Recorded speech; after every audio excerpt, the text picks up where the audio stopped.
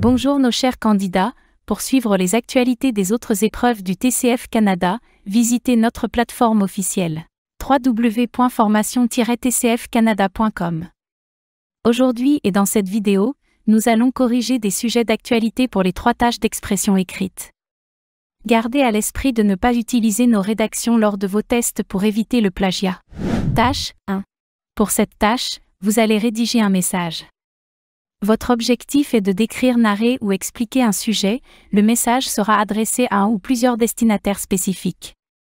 Assurez-vous que votre message contient entre 60 et 120 mots. Cette tâche évalue votre capacité à communiquer efficacement par écrit.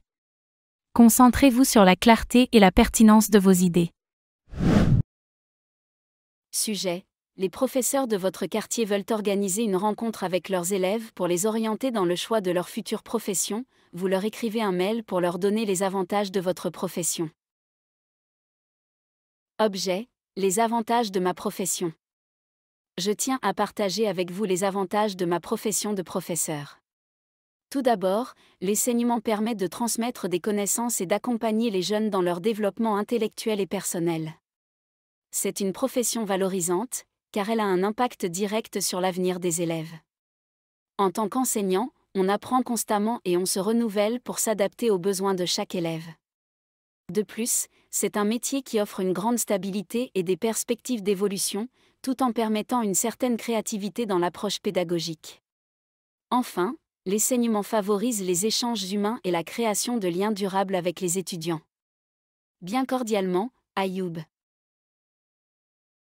La tâche 2 consiste à rédiger un article ou une lettre destinée cette fois-ci à plusieurs destinataires pour faire un compte-rendu d'une expérience ou d'un récit. Ces comptes rendus et récits seront accompagnés de commentaires d'opinion, de descriptions ou d'arguments en fonction de l'objectif demandé. Le candidat doit veiller à ce que son texte contient un minimum de 120 mots et un maximum de 150 mots. Cette tâche évalue la capacité du candidat à transmettre efficacement des informations, des opinions ou des arguments par écrit tout en respectant des exigences spécifiques. Sujet. Écrivez un courriel à votre ami pour l'inviter à vous accompagner au concert de votre musicien préféré en lui précisant tous les détails, heure, tarif, lieu. Objet. Invitation pour un concert inoubliable. Salut Pierre. J'espère que tu vas bien. J'ai une super nouvelle, mon musicien préféré, Sting, donne un concert ce samedi 10 janvier à l'Olympia. Ça se passe à 28 boulevard des Capucines, 75 009 Paris, et le concert commence à 20h. Je pensais que ce serait l'occasion idéale de passer un moment génial ensemble. Le tarif des billets est de 45 € pour une place standard, mais si tu veux, je peux te réserver un bon emplacement. Je suis sûre que tu vas adorer l'ambiance et la musique, c'est toujours une expérience incroyable. Alors, tu es partant pour m'accompagner ? Fais-moi savoir vite si tu es dispo. À très vite, Max. La tâche 3 implique d'écrire un texte qui compare 2 points de vue opposés tels que présentés dans 2 documents courts et simples d'environ 80 mots chacun. Ensuite, le candidat doit prendre position sur le thème abordé dans les 2 documents. Le nombre de mots attendus est d'un minimum de 120 mots et un maximum de 180 mots. D'abord, on fournit de 2 documents présentant 2 opinions sur une réalité spécifique, puis on demande au candidat d'écrire un court article. Cet article devrait comporter une première partie de 40 à 60 mots résumant les points de vue présentés dans les 2 documents.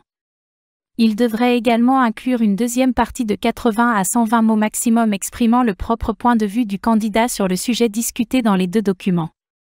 Cette tâche évalue la capacité du candidat à analyser dans un premier temps et synthétiser des informations provenant de plusieurs sources, ainsi que sa capacité reformulée, et à exprimer efficacement son propre point de vue par écrit. Location courte durée. Document 1. La location courte durée offre flexibilité et commodité pour les voyageurs. Elle permet de louer un logement pour une période de temps limitée, que ce soit pour des vacances ou un déplacement professionnel.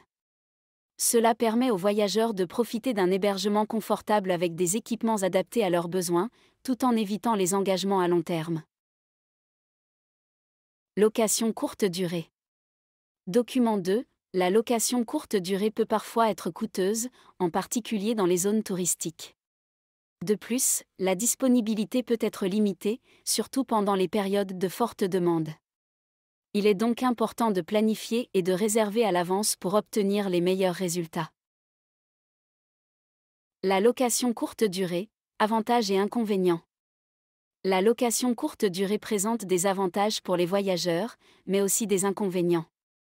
D'une part, elle offre flexibilité et confort, notamment pour des séjours courts.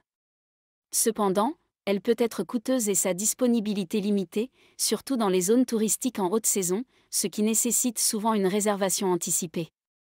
À mon avis, la location courte durée est une excellente option pour ceux qui cherchent flexibilité et confort.